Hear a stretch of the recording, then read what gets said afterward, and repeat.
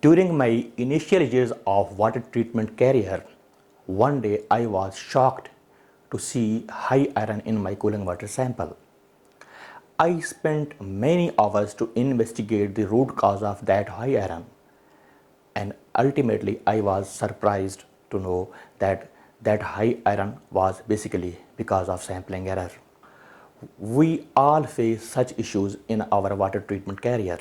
For example, if we want to test total viable counts and we are taking cooling water sample from cooling water supply or cooling water outlet line, then we may get misleading results. Why? We all know bacteria growth depends upon temperature, and cooling water supply temperatures are always low as compared to cooling water return temperatures. So it's possible TVC in cooling water supply will be within the limit, but in actual, TVC will be high in the whole system. Similarly, if we want to test free chlorine and we are testing it in cooling water supply sample, we may get higher results. Let's suppose our cooling tower is huge and having thousands cubic meters per hour circulation rate, then it's chance that free chlorine will be high in cooling water supply sample and it will be low in cooling water return sample, because cooling water will pass through heat exchangers that free chlorine will consume in these heat exchangers and will appear in less quantity in cooling water return. We must follow below guidelines while taking cooling water sample.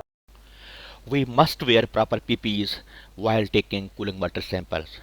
Cotton gloves, helmet, earplugs, safety goggles, and safety shoes must be worn while taking cooling water sample. We should take cooling water sample in sterile plastic bottle. If we are testing total viable counts, it will be much better to take sample in glass bottle as well. Sample bottle and bottle caps must be washed with cooling water to remove any kind of debris or other impurities present in sample bottle.